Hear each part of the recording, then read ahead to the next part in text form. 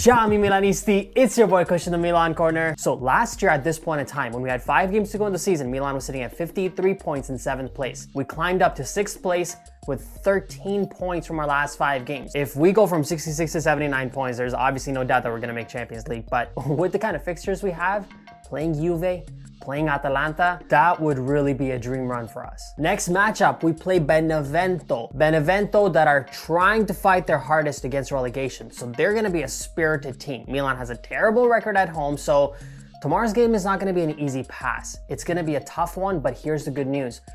We got our full strength squad.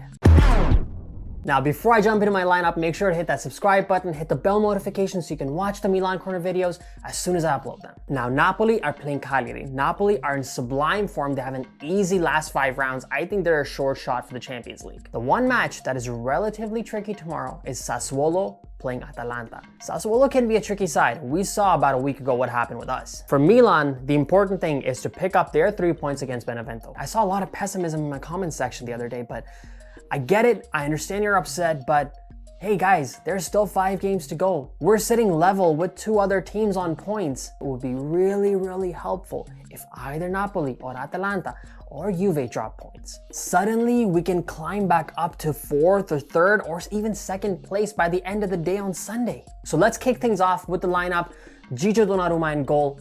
A lot of conversations, again, as usual, about his contract. The latest offer that Milan has made apparently is 8 million. Donnarumma and Raiola are asking for 12 million. Now, here's the interesting thing. PSG, who were said to be interested in Donnarumma, have extended Keylor Navas' contract very recently. Real Madrid has Thibaut Courtois. That leaves Juve. Juve have Szczesny. Szczesny has a 7 million contract. It's gonna be hard to get rid of that guy. It's gonna be hard to sell him. He's their #1 goalie. Is it possible that Juve are gonna try and pull off a coup and take over Donnarumma? Totally possible. But at this point in time, there's probably a higher than 50% likelihood that Donnarumma is gonna stay with Milan. Here's what's gonna turn that 50% into a solid 80-90%. Champions League. There was a recent article that I read that said that top 4 finish between Milan and Juve is not just for Champions League, it's also for Donnarumma. So it sounds like whoever makes top 4 gets Gigio. On the right, it would have to be Davide Calabria. To be very honest with you, weirdly enough, I was a little bit tempted by starting with Diogo Dalot. The last couple times that I've seen him perform, he's been pretty good. He's actually really been good in attack. He's been whipping some delicious crosses, so I was tempted to go with Diogo Dalot, but at the same time, if Davide Calabria is fit, he really is our #1 right back. So in the last 5 games of the season, no playing around. Let's start with Davide. Center backs, I'm forced to make a change. I think Pioli might be too. Clear drop in form for Tomori, but also clear drop in speed for Simon Kjaer. His passing has gone up. His pace, which was never really that high, has actually gone down further. So the defensive line for Milan has been very reactive and not proactive when they're getting attacked on. So I'm actually gonna start Simon Kjaer with Alessio Romagnoli tomorrow. On the left, now this is an important spot. Theo has had a few bad performances in a row. By bad performance, I mean by the Theo Hernandez standard. He's a player who can light a fire and just get in there on attack and score multiple goals for Milan. So is he going to be starting tomorrow? Absolutely. But we need that Theo. That Theo Hernandez on the left is a crucial piece in Milan's attacks, and we need him to perform the way he was. He can't be loosey-goosey with his passes. My midfielders, it would have to be Franck Kessie partnered up with Ismail Benacer. I just read an article while recording this video that Pioli is probably planning on dropping Benacer tomorrow. He probably would go with Sandro Tonali. I wouldn't do that. In order for Milan to be successful, they need Ismail Benacer to hit the form that he was hitting before his injuries. In order to hit that form, he's gonna have to play some small teams, play at home, not as much under pressure, and then be able to be solid against Juve. So if I was Pioli, I would not bench Ismail. I would allow Kessie and Ismail to play together, get some form tomorrow against a weaker Benevento, and then be ready to play Juventus. On the right, now here's where there's some debate. I've read some articles that said that we should be playing Rafael Leao on the left, and Pioli's actually considering it. Now, if we play Leao on the left, that means we're gonna have to drop Ante Rebic, or we drop Alexis Salamakers and put Rebic on the right. That I wouldn't be down with. I don't think that makes sense.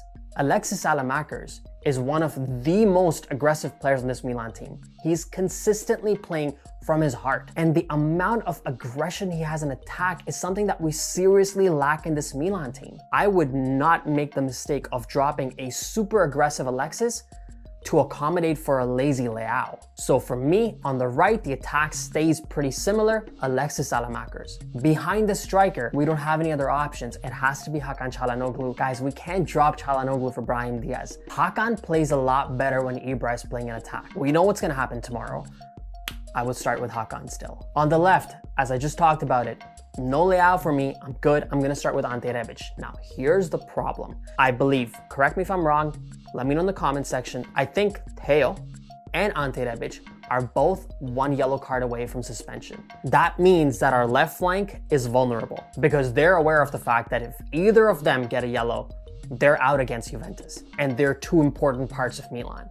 So if in order to accommodate for that and give Ante some rest, Pioli decides to go with Rafael Leao, I still kind of understand it. Leao is a fairly creative left winger. I just find his work ethic to be really, really subpar. If I had it my way and these 2 players were instructed to be careful and not pick up a yellow, I would still start with Ante Rebic. Up front in attack, no negotiations here. Zlatan Ibrahimovic is fit Milanisti. We need him. We need Zlatan to show up and score goals now more than ever. When Zlatan Ibrahimovic came back to Milan in 2019-2020, nothing has been more important since Ibrahimovic's arrival than these last 5 games. He can score goals for Milan, get us some wins, and take us into the Champions League. For a lot of Milanisti, if Ibra takes us to the Champions League, it would be a similar level of success of that 2010-11 season when we won the Serie A. That 2010-11 team was high quality. We had Andrea Pirlo, we had Gattuso, we had Seedorf, Nesta, Thiago Silva. This Milan has been struggling for years. And suddenly, Ibrahimovic comes and takes us to the Champions League. That is glory land for Milanisti. So this right here is my starting lineup for tomorrow. By the way, my prediction for tomorrow. Yes, very easy one. Ibrahimovic scores. What do you guys think? Do you think we can get 3 points out of this starting 11? Make sure to let me know in the comment section. Thank you for watching. Make sure to hit that subscribe button if you haven't already. Like this video if you think Ibra's getting on the score sheet.